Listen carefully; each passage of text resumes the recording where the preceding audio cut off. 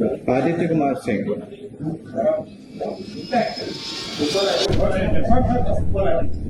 ಹತ್ತನೇ ಬಾರಿ ಪದಗ್ರಹಣ ಮಾಡಿದ ಹೆಗ್ಗಳಿಕೆಯ ಮುಖ್ಯಮಂತ್ರಿ ಹೆಣ್ಣೊಬ್ಬಳ ಬಟ್ಟೆಗೆ ಕೈ ಹಾಕುವುದು ಈ ದೇಶದ ಸಂಸ್ಕೃತಿನ? ದೇಶದಾದ್ಯಂತ ಚರ್ಚೆ ನಡೀತಾ ಇದೆ. ನಾವು ಇದ್ರ ಬಗ್ಗೆ ಮಾತಾಡೋಣ. ನಾನು KS ವಿಮಲಾ, ಇದು ಜನಶಕ್ತಿ ಮೀಡಿಯಾ. ಬಿಹಾರದ ಮುಖ್ಯಮಂತ್ರಿ ನಿತೀಶ್ ಕುಮಾರ್ ಅವರು ಒಂದು ಕಾಲದಲ್ಲಿ ಮತನಿರಪೇಕ್ಷತೆಯ, ಸಾಮಾಜಿಕ ನ್ಯಾಯದ ಪರವಾಗಿದ್ದೇನೆ ಅಂತ ಹೇಳ್ಕೊಂಡವರು ಈಗ ಅಧಿಕಾರದ ಕಾರಣಕ್ಕಾಗಿ ಮತನಿರಪೇಕ್ಷ ಎನ್ನುವುದೇ ಈ ದೇಶಕ್ಕೆ ಕಾಸ್ಟ್ಲಿ ಅಂತ ಹೇಳುವಂತಹ, ಸಾಮಾಜಿಕ ನ್ಯಾಯ ಅಂತನ್ನೋದು ಅಗತ್ಯ ಇಲ್ಲ ಅಂತ ಹೇಳುವಂತಹ ಸಂಘಿ ಮನುವಾದಿಗಳ ತೆಕ್ಕೆಗೆ ಹೋದ ನಂತರ ಅವರ ವರ್ತನೆಗಳಲ್ಲಿ ಬದಲಾವಣೆ ಆಗಿದೆ ಅಂತ ಅನ್ನೋದನ್ನು ಸಾಬೀತುಪಡಿಸಿದ್ದಾರೆ. ಏನದು ಪ್ರಕರಣ? ಬಿಹಾರದಲ್ಲಿ ರಾಜ್ಯ ಸರ್ಕಾರ ವೈದ್ಯೆಯೊಬ್ಬಳಿಗೆ ಅಪಾಯಿಂಟ್ಮೆಂಟ್ ಆರ್ಡ್ರನ್ನು ಕೊಡುವಂತಹ ಸಮಾರಂಭ ಅದು. ಆ ಸಮಾರಂಭದಲ್ಲಿ ತನ್ನ ನೇಮಕಾತಿ ಪತ್ರವನ್ನು ತೆಗೆದುಕೊಳ್ಳಲಿಕ್ಕೆ ಬಂದವಳು ಮುಸ್ಲಿಂ ಧರ್ಮವನ್ನು ಅನುಸರಿಸುವ ಯುವತಿ.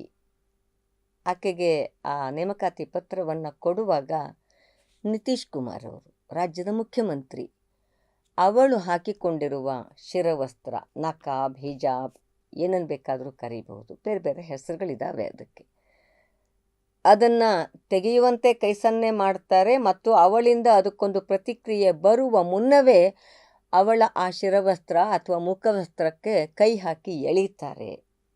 ಇದು ವೈರಲ್ ಆಗಿದೆ ವಿಡಿಯೋಗಳು. ಇದು ಸರಿಯಾ? ಈ ದೇಶದಲ್ಲಿ ನಿತೀಶ್ ಕುಮಾರ್ ಅವರು ಮೊನ್ನೆ ಪ್ರಮಾಣ ವಚನವನ್ನು ಸ್ವೀಕರಿಸಿದ್ದು ಕೂಡ ಈ ದೇಶದ ಸಂವಿಧಾನದ ಅಡಿಯಲ್ಲಿಯೇ.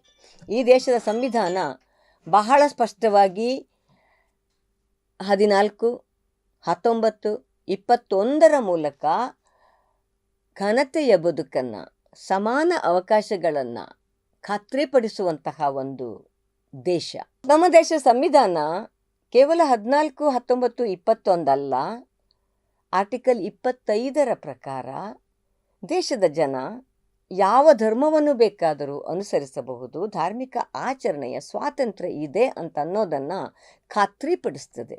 ಅದರ ಪ್ರಕಾರ ಆ ಯುವತಿ ಯಾವುದೇ ಧರ್ಮವನ್ನು ಅನುಸರಿಸೋದಕ್ಕೆ ಅಧಿಕಾರ, ಅವಕಾಶ ಇರೋ ಅಂಥವಳು ಮತ್ತು ಆ ಧರ್ಮದ ಅನುಯಾಯಿಯಾಗಿ ಆ ಧರ್ಮಕ್ಕೆ ಹೊಂದುವಂತಹ, ಆ ಧರ್ಮ ಹೇಳುವಂತಹ ಅಥವಾ ಆಕೆ ಪಾಲಿಸುವಂತಹ ನಕಾಬನ್ನು, ಹಿಜಾಬನ್ನು, ಮುಖವಸ್ತ್ರವನ್ನು, ಶಿರವಸ್ತ್ರವನ್ನು ಧರಿಸುವುದಕ್ಕೆ ಅವಳಿಗೆ ಆಯ್ಕೆಯ ಸ್ವಾತಂತ್ರ್ಯ ಇದೆ. ಮೊದಲನೇದಾಗಿ ಅದನ್ನು ನಿರಾಕರಿಸುವುದೇ ತಪ್ಪು.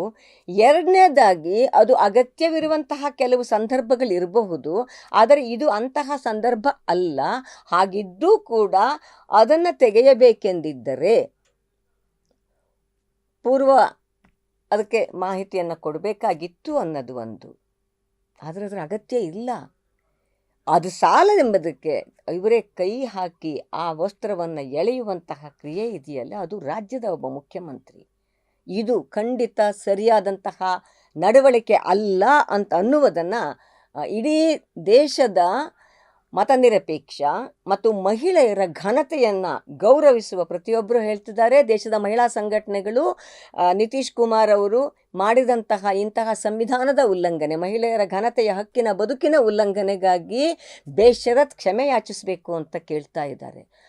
ಆದರೆ ಇದೇ ಸಂದರ್ಭದಲ್ಲಿ ಒಕ್ಕೂಟ ಸರ್ಕಾರದ ಸಚಿವರಾದಂತಹ ಗಿರಿರಾಜ್ ಸಿಂಗ್ ಅಂತ ಅನ್ನುವವರು ಅದನ್ನು ಸಮರ್ಥಿಸಿಕೊಂಡಂತಹ ಬಗೆ ಇನ್ನೂ ಆಕ್ಷೇಪಾರ್ಹವಾಗಿದೆ. ಮಾತಾಡ್ತವ್ರು ಹೇಳ್ತಾರೆ ಅದೇನು ತಪ್ಪು, ಅವರು ಅಲ್ಲದೇನೆ ಬೇರೆ ಕಡೆ ಆದ ಯುವತಿಯ ದೇಹವನ್ನು ಮುಟ್ಬಿಟ್ಟಿದ್ರೆ ಇನ್ನೇನಾಗ್ಬಿಡ್ತಿತ್ತು ಅಂದರೆ ಅರ್ಥ ಏನು? ಅಂದರೆ ಇವರ ಲಂಪಟತನದ ಪ್ರದರ್ಶನಗಳು ಹೀಗೆ ನಡೀತಾ ಇದೆ ಅಂತ ಅನ್ನೋದನ್ನು ಇಡೀ ದೇಶ ಗಮನಿಸ್ತಾ ಇದೆ. ಒಪ್ಕೊಳ್ಳೋಕ್ಕೆ ಸಾಧ್ಯ ಇಲ್ಲ ಇದನ್ನು ಅಂತ ಹೇಳ್ತಾ ಇದೆ.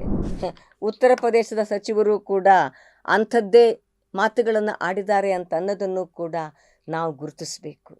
ದೇಶದಾದ್ಯಂತ ಉದ್ದೇಶಪೂರ್ವಕವಾಗಿ ಇಸ್ಲಾಮೋಫೋಬಿಯಾ ಅಂದರೆ ಮುಸ್ಲಿಂ ಮತದ್ವೇಷವನ್ನು ಹುಟ್ಟಿಸುವಂತಹ ಕೆಲಸವನ್ನು ಮನುವಾದಿ ಸಂಘಿಗಳು ಮಾಡ್ತಾ ಇರುವ ಹೊತ್ತಿನಲ್ಲಿ ತನ್ನ ಅಧಿಕಾರದ ಆಸೆಗಾಗಿ RSSನ ಕೃಪಾ ಕಟಾಕ್ಷಕ್ಕೆ ತಾನು ಒಳಗಾಕೊಂಡು ತನ್ನ ಅಧಿಕಾರವನ್ನು ಕಾಪಾಡ್ಕೋಬೇಕು ಅನ್ನುವ ನೆಲೆಯಲ್ಲಿ ನಿತೀಶ್ ಕುಮಾರ್ ಅವರು ಈ ಥರದ ವರ್ತನೆಗಳನ್ನು ಮಾಡಿದ್ದಾರೆ ಅನ್ನುವಂತಹ ಆಕ್ಷೇಪಗಳು ಕೂಡ ಅವ್ರ ಮೇಲೆ ಬರ್ತಾ ಇದೆ. ನಮ್ಮ ದೇಶದಲ್ಲಿ ಹಲವು ರೀತಿಯ ಉಡುಗೆ ತೊಡುಗೆಗಳ ಪದ್ಧತಿ ಇದೆ. ನಾವು ಉತ್ತರ ಭಾರತದ ಕಡೆ, ರಾಜಸ್ಥಾನ ಅಂತಹ ಕಡೆಗೆ ಹೋದರೆ ಮಹಿಳೆಯರ ಮುಖವನ್ನು ತೋರಿಸುವ ಹಾಗಿಲ್ಲ, ಅವಕುಂಠನಗಳನ್ನು ಹಾಕ್ಕೊಂಡಿರ್ತಾರೆ. ಅಕಸ್ಮಾತ್ತಾಗಿ ಆ ಸಮುದಾಯಕ್ಕೆ ಸೇರಿದಂತಹ ಒಬ್ಬ ಯುವತಿ ಅವಕುಂಠವನ್ನು ಹಾಕ್ಕೊಂಡು ಬಂದು ಅದನ್ನು ನಿತೀಶ್ ಕುಮಾರ್ ಎತ್ತಿದ್ರೆ ಏನಾಗ್ತಿತ್ತು? ಸಿಂಗ್ ಕೇಳಿದ ಪ್ರಶ್ನೆಯನ್ನು ನಾನು ಕೇಳ್ತೀನಿ, ಏನಾಗ್ತಿತ್ತು? ಯೋಚನೆ ಮಾಡಬೇಕಲ್ಲ ನಾವು. ಹಾಗಾಗಿ ಇಂತಹ ಒಂದು ಕ್ರಿಯೆ, ನಡವಳಿಕೆ ನಿತೀಶ್ ಕುಮಾರ್ ಅವರು ಮಾಡಿದ್ದಿದೆಯಲ್ಲ, ಅದು ಈ ದೇಶದ ಸಂವಿಧಾನಕ್ಕೆ ವಿರುದ್ಧವಾಗಿದ್ದು, ಮಹಿಳೆಯರ ಘನತೆಯ ಬದುಕಿನ ಆ ಒಂದು ಖಾತ್ರಿಪಡಿಸುವ ಸಂವಿಧಾನದ ಎಲ್ಲ ಹಕ್ಕುಗಳನ್ನು ಉಲ್ಲಂಘಿಸುವ ರೀತಿಯಲ್ಲಿ ನಡವಳಿಕೆ ಆಗಿದೆ ಅಂತ ಅನ್ನೋದನ್ನು ನಾವು ಅರ್ಥ ಮಾಡ್ಕೋಬೇಕು ಇಲ್ಲಿ. ಇದೇ ಸಂದರ್ಭದಲ್ಲಿ ಲಕ್ನೋದಲ್ಲಿ ಸಮಾಜವಾದಿ ಪಕ್ಷದ ನಾಯಕರೊಬ್ಬರು ದೂರು ದಾಖಲಿಸಿದ್ದಾರೆ. ಅವರ ಪ್ರಕಾರ section 354 outraging the modesty of A woman, ಅದರ ಅಡಿಯಲ್ಲಿ ಕೇಸು ದಾಖಲಾಗಬೇಕು, FIR ಆಗಬೇಕು ಅಂತ ಅನ್ನೋದನ್ನು ಕೂಡ ಹೇಳಿದ್ದಾರೆ. ವಿಷಯ ಏನೇ ಇರಬಹುದು, ಆದರೆ ಇಂತಹ ಘಟನೆಗಳು ಈ ದೇಶದಲ್ಲಿ ನಡೆಯಬಾರದು.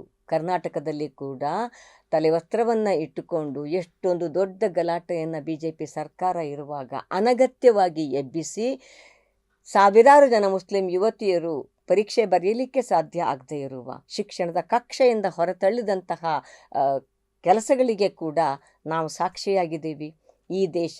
ಈ ದೇಶದ ಸಂವಿಧಾನ ಇದನ್ನು ಉಲ್ಲಂಘನೆ ಮಾಡುವಂತಹ ಅಧಿಕಾರ ಯಾರಿಗೂ ಇಲ್ಲ ಅನ್ನುವಂತಹ ಮಾತುಗಳು ಇವತ್ತು ದೇಶದಾದ್ಯಂತ ಕೇಳಿಬರ್ತಾ ಇದೆ.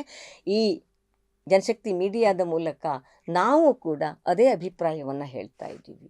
ಈ ದೇಶ ಧರ್ಮ, ಜಾತಿ, ಲಿಂಗ, ವರ್ಗ ಈ ಯಾವ ಕಾರಣದಿಂದ ತಾರತಮ್ಯ ಇರಕೂಡದು ಅಂತ ಹೇಳಿದ ಮೇಲೆ ಅವರವರ ಆಯ್ಕೆಯ ಅನುಸಾರವಾಗಿ ಯಾವುದೇ ಬಟ್ಟೆಯನ್ನು ಧರಿಸುವ, ಯಾವುದೇ ಧರ್ಮವನ್ನು ಪಾಲಿಸುವ ಅಥವಾ ಯಾವುದನ್ನೇ ಮಾಡದಿರುವಂತಹ ಆಯ್ಕೆ ಸ್ವಾತಂತ್ರ್ಯವನ್ನು ನಮ್ಮ ಸಂವಿಧಾನ ಕೊಟ್ಟಿದೆ. ಆ ಆಯ್ಕೆ ಸ್ವಾತಂತ್ರ್ಯಕ್ಕೆ ಧಕ್ಕೆ ಬರುವ ರೀತಿಯಲ್ಲಿ ರಾಜ್ಯವೊಂದರ ಮುಖ್ಯಮಂತ್ರಿಯೇ ನಡ್ಕೊಂಡಿರೋದಿದೆಯಲ್ಲ, ಅದು ಖಂಡಿತ ಒಪ್ಪಿಗೆ ಸಾಧ್ಯವೇ ಇಲ್ಲ. ಅದಕ್ಕೆ ಖಂಡಿತವಾಗಲೂ ಕೂಡ ಬೇಷರತ್ತಾಗಿ ನಿತೀಶ್ ಕುಮಾರ್ ಅವರು ಕ್ಷಮೆ ಯಾಚಿಸಬೇಕಾದಂತಹ ಒಂದು ಕೃತ್ಯ ಇದು ಅಂತ ಜನಶಕ್ತಿ ಮೀಡಿಯಾ ಕೂಡ ಭಾವಿಸ್ತದೆ.